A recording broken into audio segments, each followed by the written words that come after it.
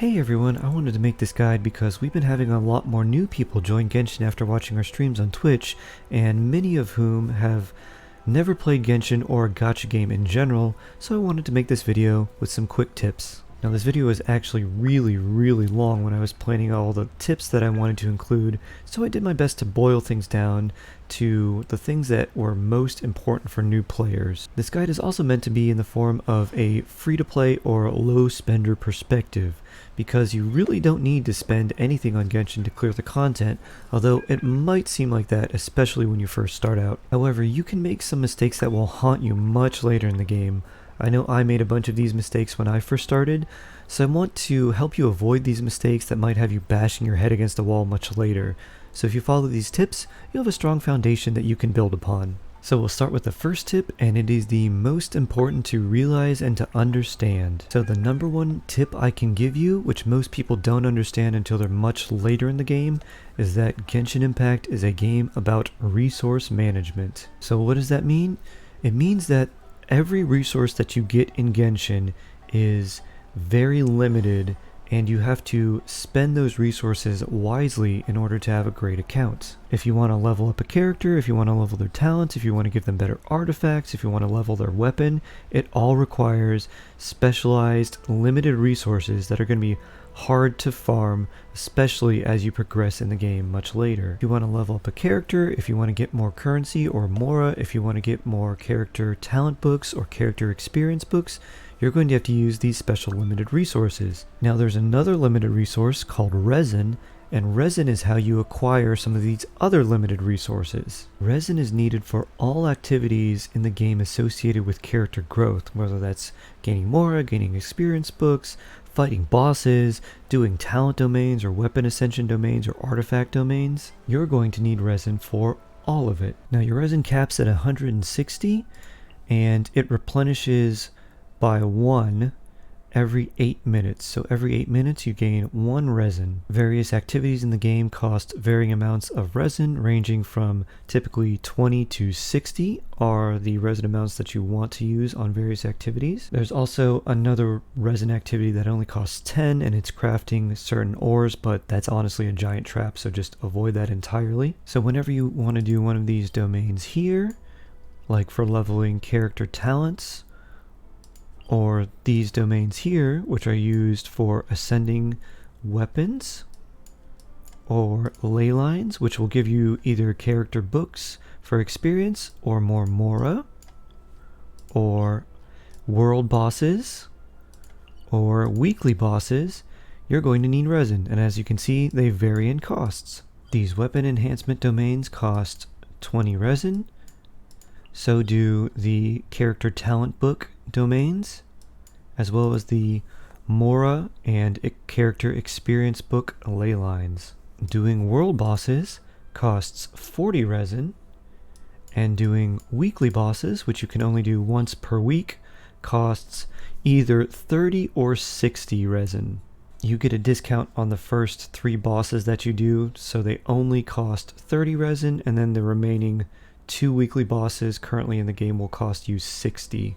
And while you can fight the weekly bosses as much as you want, you can only loot them once per week, hence the name. So now you know the resources in the game can be very limited and difficult to replace, so how do you build an account effectively and efficiently? Well, the first thing you do, and definitely a mistake I made, was don't level all the characters simultaneously. And to be completely honest, you'll be given a bunch of free characters at the start of the game, but you really only want to focus on one character, build them well, and then build some supporting characters around them.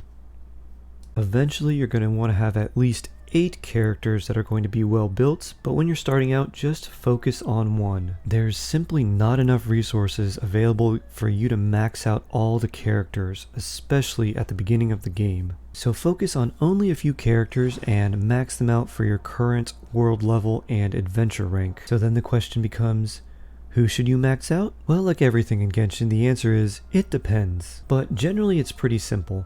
You want to focus on a character that is going to be doing the most damage and staying on the field the longest. Examples of these characters might include Diluc, Keqing, Razor, Ningguang, or Yanfei. Once you've maxed your main damage dealer's weapon and talents, then you can move on to your supporting characters. The whole purpose of a supporting character is simply to enhance whatever your main damage dealer is doing, whether that's by giving them a shield, healing them, or increasing the damage that they are doing already. Now, the best supports for you will vary depending on what type of team you're running, but some of the universally recognized best supports in the game are Diona, Bennett, Fischl, Xiangling, Xingqiu, Beidou, and Sucrose. These characters do a variety of things to help you. For example, Diona can provide you a shield and heal you. Bennett provides you a lot of energy and just an insane attack buff while also being a healer.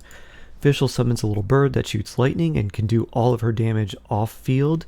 Xingqiu summons some rain swords that deal a lot of damage and can help vaporize. Xiangling does a ton of pyro damage and can do it all off field. And Sucrose can amplify the damage of all of your elemental abilities except for Geo and Anemo.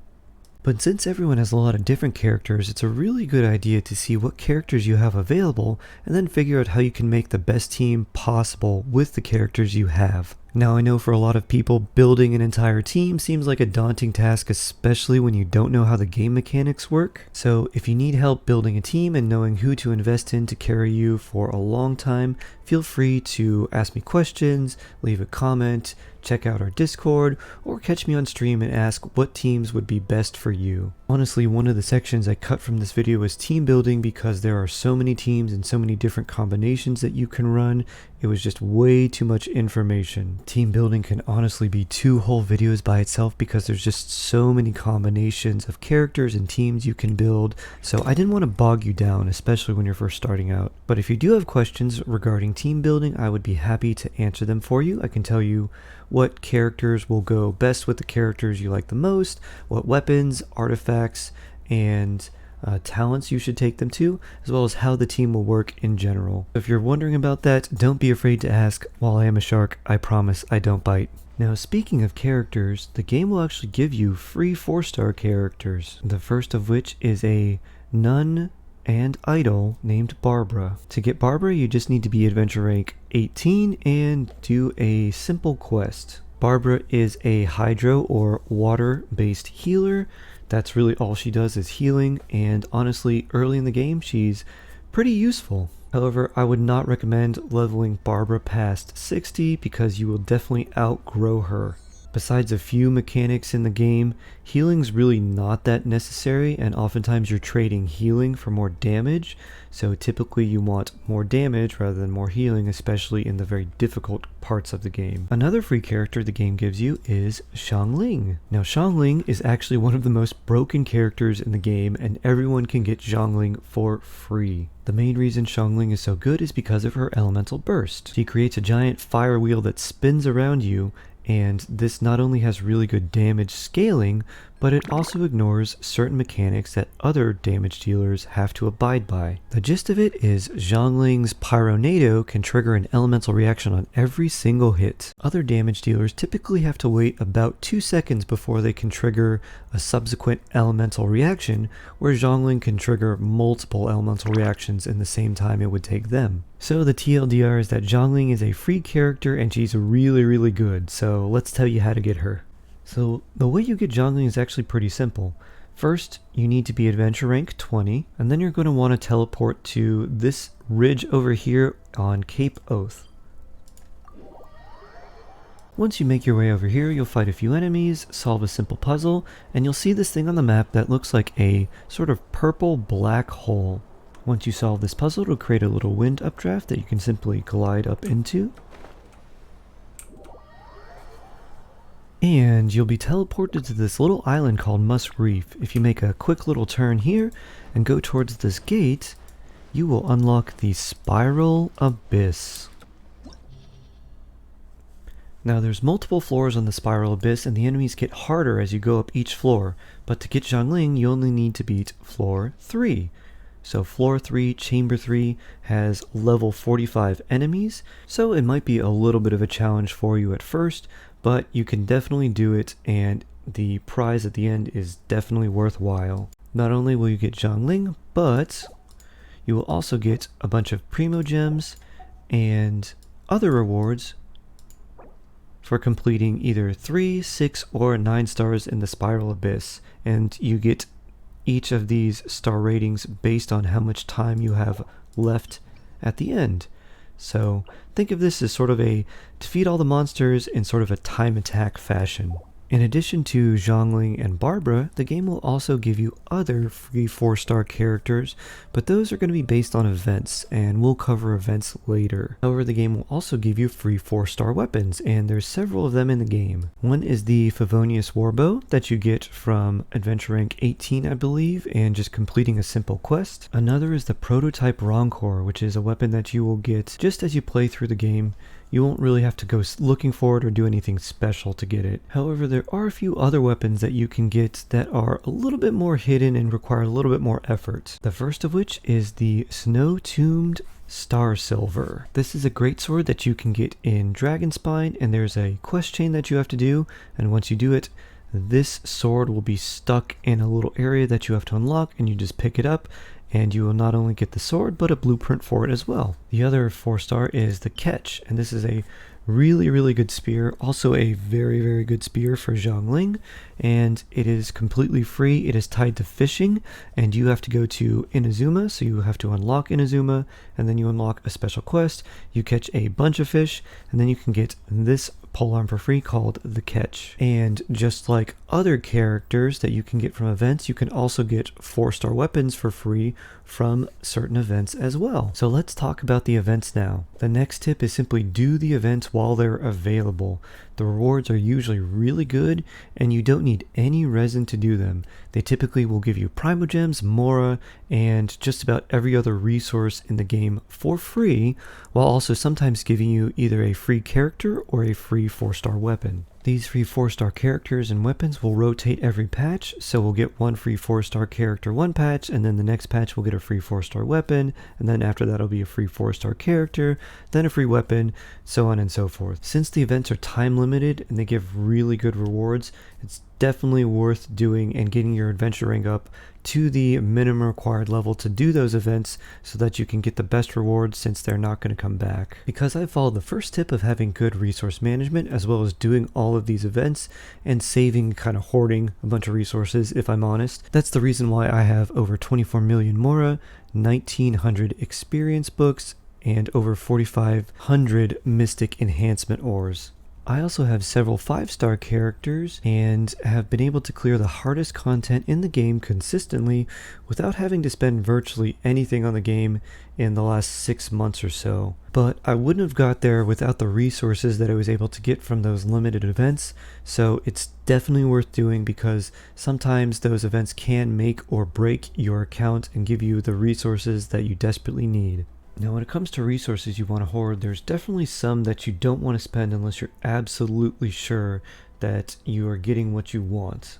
And the main ones I'm talking about are these. These are the prototype billets, and they drop from weekly bosses. But the drop rate on them is abysmally low. I've been playing for just about a year and I don't have any of these in like double digits yet. And I do these bosses every week. I've probably fought over 200 weekly bosses and only have roughly 30 of these prototypes. So another big tip is make sure you only craft those craftable 4-star weapons if you really want them. And to be perfectly honest, there's only a few that are actually really good and really worth it. So let me go over which weapons are actually worth crafting really quickly. The first one is this one. It is Crescent Pike. This is for a physical polearm user. The reason it's really good is because this description right here, after picking up an elemental orb or particle, normal and charge attack, deal an additional damage equal to 20% of attack for 5 seconds. What that sounds like is that you just deal additional damage, but what actually happens is you deal additional hits. And most polearm characters deal multiple hits on their swings.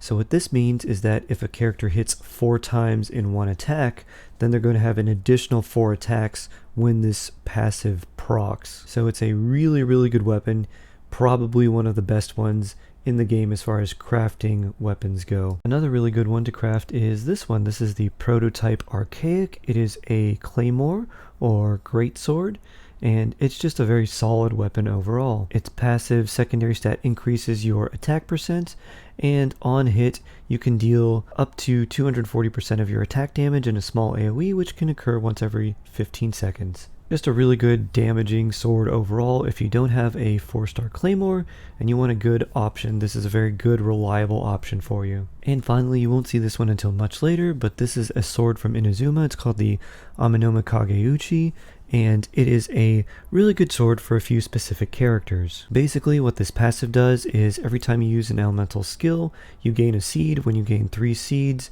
and you use an elemental burst, you're refunded a certain amount of energy, and the amount you're refunded varies upon refinement. But you can get back between 18 and 36 energy, which is really good, particularly for characters that may have a little bit of energy issues. And that just means that with this sword you can be bursting a lot more frequently. However, if you don't want to craft any of these weapons right away, or if none of these look really appealing to you, then just save your prototypes, don't use them. Maybe a really good weapon will come out later down the line, and you want to have those available because they are so rare and so difficult to obtain. The item you want to hoard are these. These are fragile resins.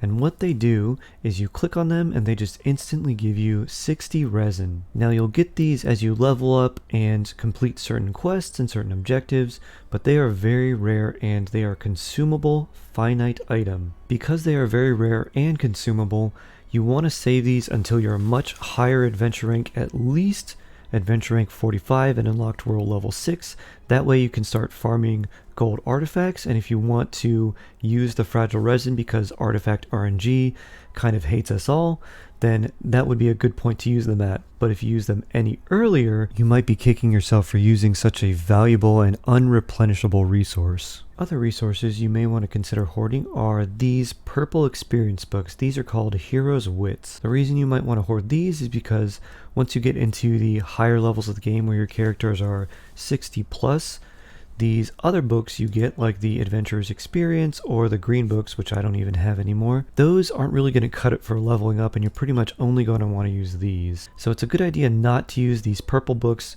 early on and just stick to using the blue books and the green books, and then when you run out of those, then switch to the purple ones. Since you're going to be needing these a lot to level up higher level characters, it makes sense to kind of save them early on and then just use the other books for your lower level characters. Now, in a similar vein, we have enhancement ore. We've got mystic enhancement ore, fine enhancement ore, and just normal enhancement ore. When you start the game, you're going to come across a bunch of white weapons, maybe some green weapons, and then eventually you find some blue weapons, and these will probably be the ones that you get fairly early on that you want to put on your characters. However, you want to build towards using 4-star weapons for all of your characters, and you will eventually get enough to at least equip the main characters you want with 4-star weapons. And of course, there's also events which will give you free 4-star weapons as well. So when you're leveling up your weapons, you want to use these enhancement ores and fine enhancement ores first, along with these white weapons which you can throw in to level them up, and then you want to hoard these mystic enhancement ores. The reason for this is these mystic enhancement ores are going to be the main source of your weapon experience. So you want to try and accumulate them as much as possible and only use them for weapons that you want to use on the characters that you want to use. So just like with characters, it's not a good idea to use these to try and level every weapon. Instead, just focus on a few weapons at a time, use the mystic enhancement ore to get those up to make your characters that you're using stronger, and then save these for other weapons that you get that are really nice. The reason you kind of want to save and hoard these is because it takes several hundred of these to get a weapon from level 1 to level 90, which is the max.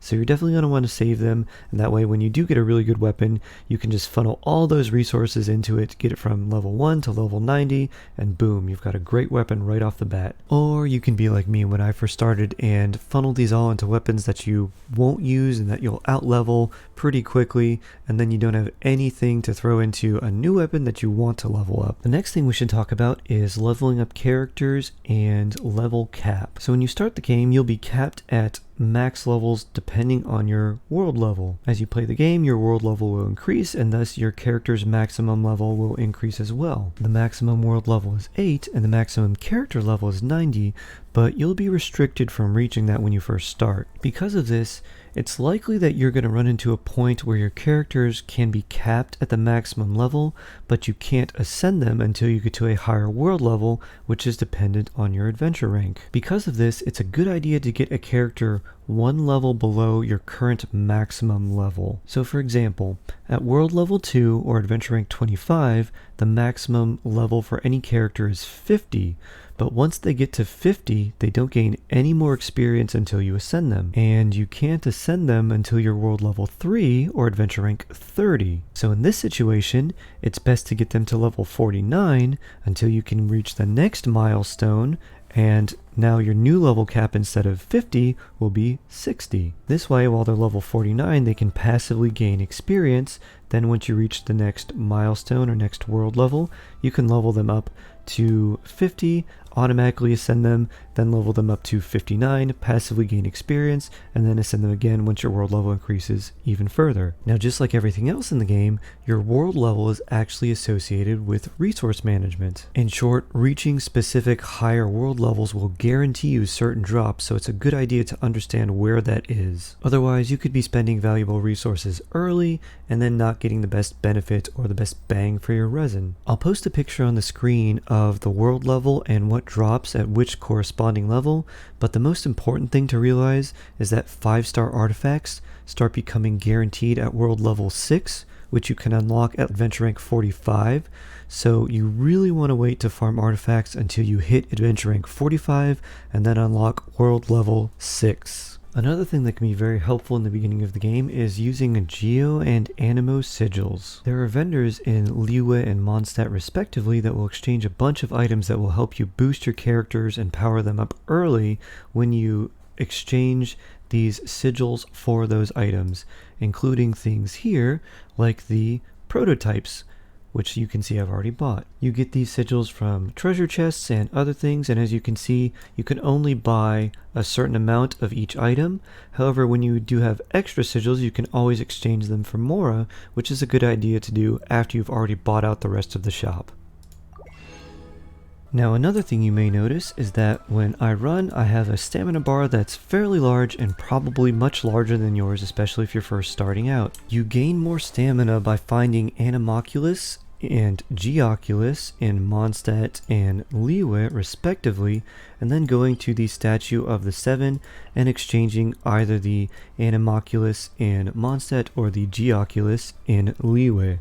As for the best ways to find these, really just look up a Genshin interactive map. It will have the locations of each of them as well as how to get those specific Anemoculus or Geoculus. And then what you can do is you can see I have a bunch of pins right here marked along the map, these little things in white, either like pickaxes, something that looks like a little bit of meat, or like a monster symbol. Whenever you find an Anemoculus or Geoculus, you can just click here, take one of these pins, mark it, and say found Anemoculus, found Geoculus. That way you know which ones you found, and then you can just delete them later. And the reason it's a good idea to keep track of all the Anemoculi and Geoculi is because there are 65 Anemoculi and 131 Geoculi. However, there's actually a few extra. As you can see, I have one extra Geoculus here, but my statue is the max level. So once you level up your statue in Mondstadt to level 10 and your statue in Liyue to level 10, you'll be able to get the maximum amount of stamina, which is 240. That will make traversing the world and other content like Abyss much easier because you're not going to be as starved for stamina. Now the next thing to talk about is the Serenitea. This is essentially player housing, and a lot of players thought it was kind of fluff at first, but it can actually be something that's really valuable. The reason it's really valuable is because inside the Serenitea there is something called the Realm Depot, and after unlocking certain levels in your teapot, you can exchange your coins that you passively acquire for a lot of good items. One of the best ones is something called Transient Resin, which is essentially like a fragile resin, but it has a time limit. So it will give you 60 original resin as soon as you use it, and you can buy this once a week. However, you can also get a lot of other good things such as Mystic Enhancement Ores, Hero's Wits, Mora, and these Sanctifying Essence and Sanctifying unctions, which are used to increase artifact experience. The Serenitea also has these special sets. As you can see, they require a lot of different materials, but you can invite your characters onto this special set, and then they will give you a bunch of rewards, including Primo Gems. So the teapot might seem like a little bit of fluff and a little bit of fun, but it will actually give you a lot of good rewards as well. And next we get to wishing. Now this is a major part of the game, so it's really important to understand how it works, especially if you're new to gacha games. You'll definitely want to pay attention to this section. Wishing is the major reason why people will spend thousands of dollars on this game, because the chance of getting a 5-star character or the character you want is really low. The chance of getting a 5-star character is a measly 0.6%. However, there are ways to guarantee a character or weapon, which we will cover. But first, it's important to understand the 3 types of banners that you can wish on. The first banner you can wish on is the limited character banner. On the limited character banner, you have a 50% chance to get the featured limited 5-star. Remember that the overall chance to get any 5-star is only 0.6% chance, but you have a 50% chance to get the featured limited 5-star, so you've got a 0.3% chance to get the limited character on any one roll. If you wish until you get a 5-star character, but you don't get the featured 5-star character, you will instead get a standard 5-star character. These standard 5-star characters are Diluc, Mona, Jean, Chi-Chi, and Kaching. Now if you get a standard 5-star character, the next time you get a 5-star character on this limited banner, you will be guaranteed to get the featured character. So for example, let's say I rolled on this banner and I wish and wish and wish and do a bunch of wishes and 40, 50, 60 in. Finally, I end up getting a 5-star character, but it's not the featured character, Kokomi, it's another character, Mona.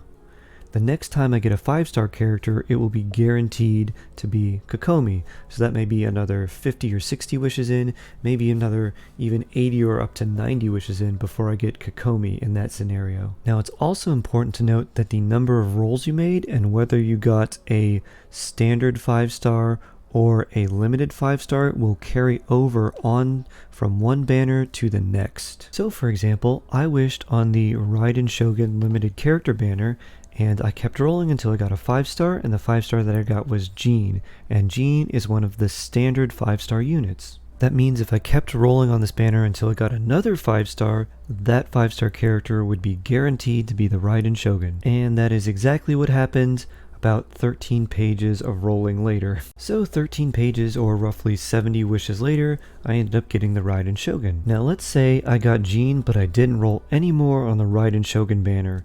And a few weeks later, there is the Kokomi banner. So Kokomi's limited character banner comes out, and I roll until I get a 5-star. Since my previous 5-star was Jean, I am guaranteed to get Kokomi. It doesn't matter that I got Jean on the previous character's limited banner, because this 50-50 will carry over and not reset between limited character banners.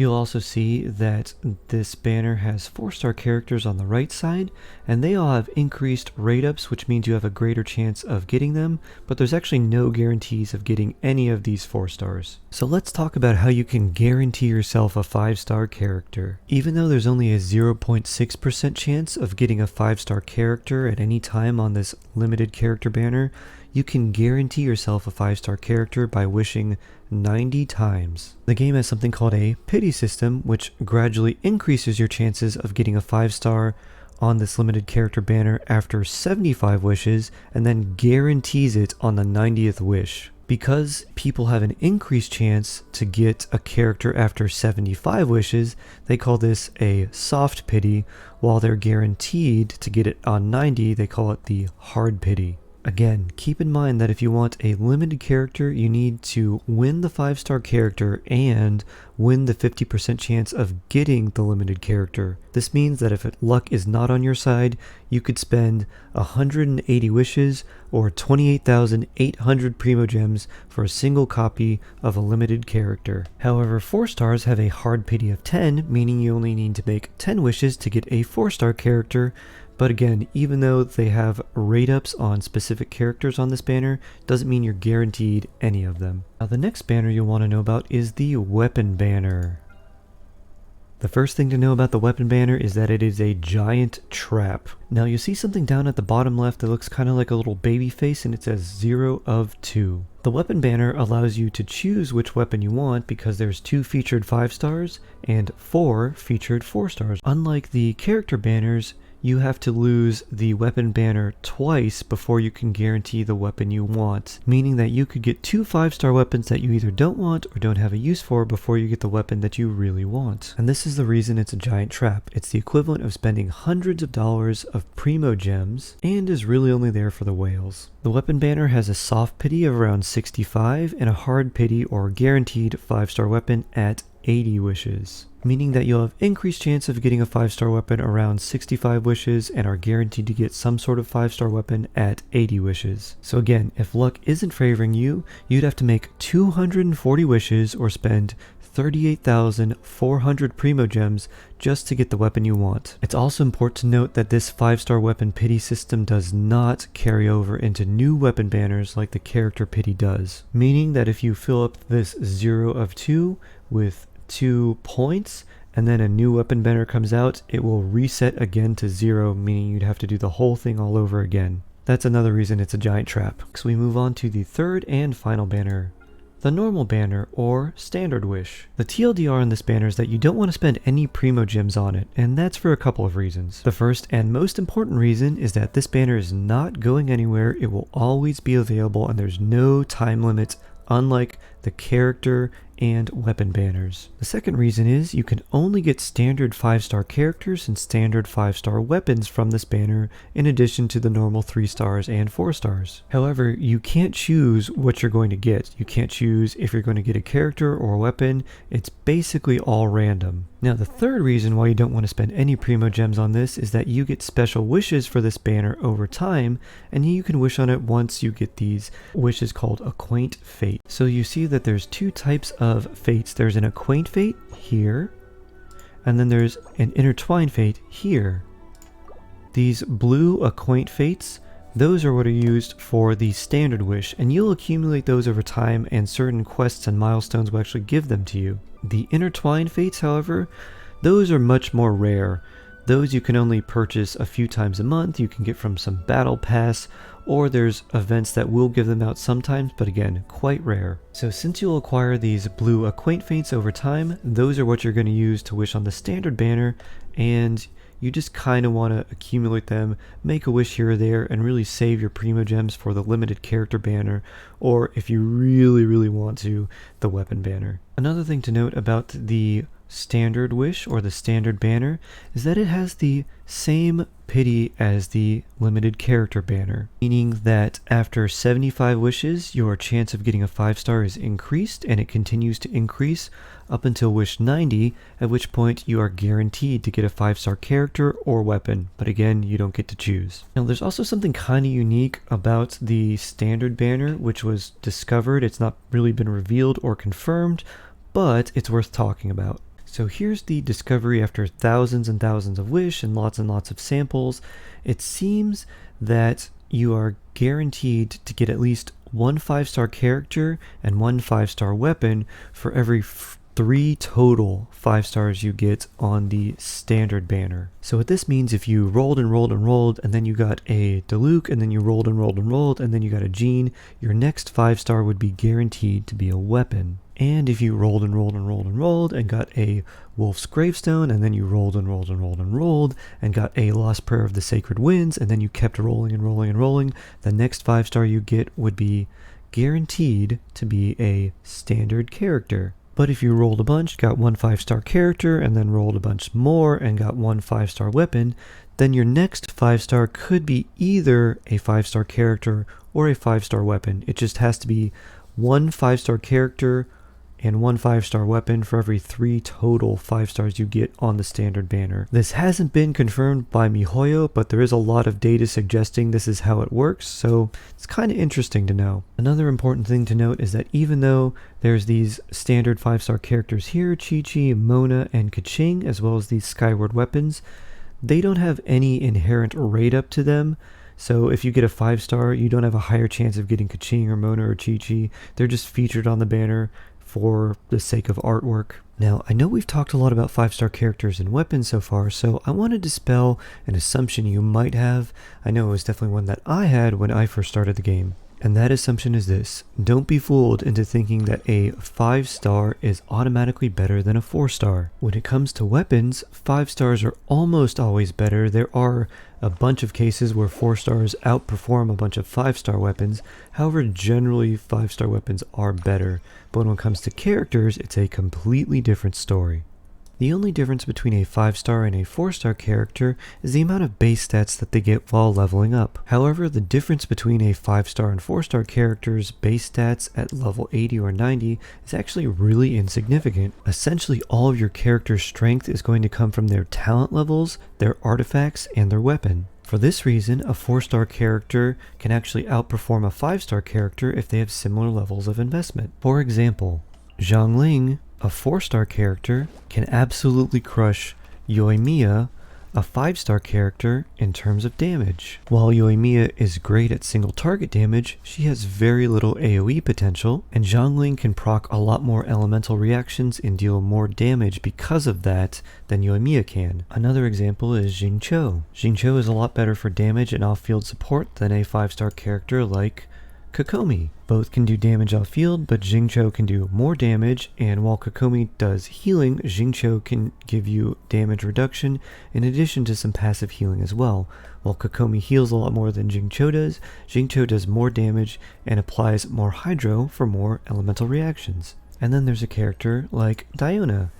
Diona is a 4-star character that completely outshines the 5-star character Qiqi, and they have similar roles. Both Diona and Qiqi are healers, but Qiqi only heals, whereas Diona also provides you a shield and it can also be an energy battery, recharging the energy of your entire team. So don't think that a 4-star character is automatically worse or somehow inferior to a 5-star, because in fact, there are several cases where 4-star characters are much better than 5-star characters who fulfill a similar role. Now, the next tip is to use the in-game shop. Even if you're a free-to-play player, this can be a very good resource for you because it can allow you to get certain characters you may not have, extra copies of characters you want to unlock their constellations, and you can also get some free wishes here. So in this area, we want to go to the tab that's called Paimon's Bargains here on the left. And it first brings you to some place called the Star Glitter Exchange. Now you get 2 star glitter every time you get a 4-star, and you get 5-star glitter every time you get a 5-star.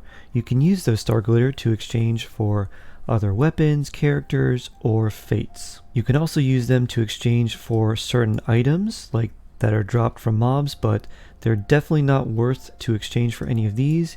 You really only want to be exchanging them for characters and for weapons. So speaking of the characters and weapons, these characters rotate every month, and so do these weapons. So right now we have the royal weapons. These are bad, don't pick them up. And then we've got Razor and Amber. So let's say you wanted a Razor and Amber, you could exchange 34 of the star glitter for a Razor or an Amber. Even if you already have a character, you can use this star glitter shop to get additional copies of that character, which will unlock and enhance new abilities or just upgraded versions of their abilities.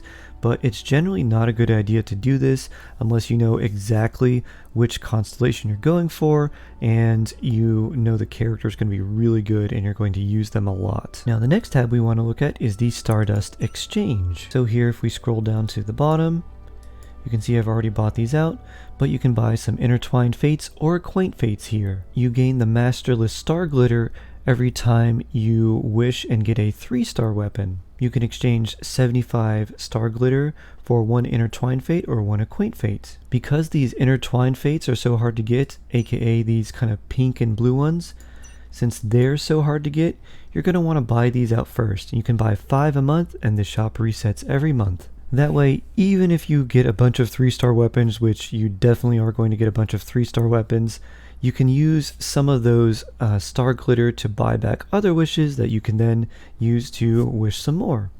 So it's sort of like a mini pity system within the game. But make sure that if you have enough Masterless Star Glitter, you're buying these Intertwined Fates each month. Now this next tip will take you outside of the game itself. And this tip is to do your daily login or daily check-in event. Now you have to do it on a web-based platform, If you type in Genshin Daily Check-in, you'll find it. You just put in your information, your account info, and it'll bring it up. And what it is a daily check-in that MiHoYo wants you to do on a web browser. Now, why do you have to open a web browser to do your daily check-in? Why is it not integrated within the game?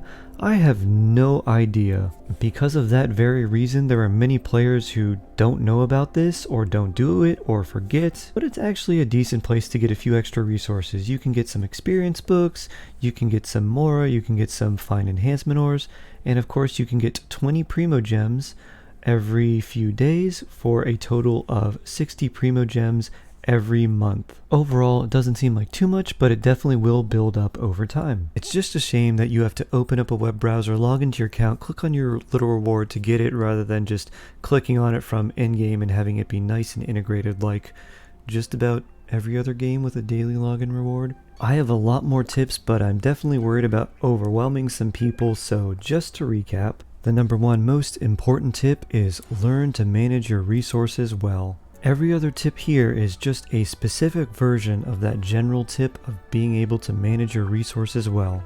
With that said, here are the specific tips to make sure you start off right and build a great account. Be efficient with Resin.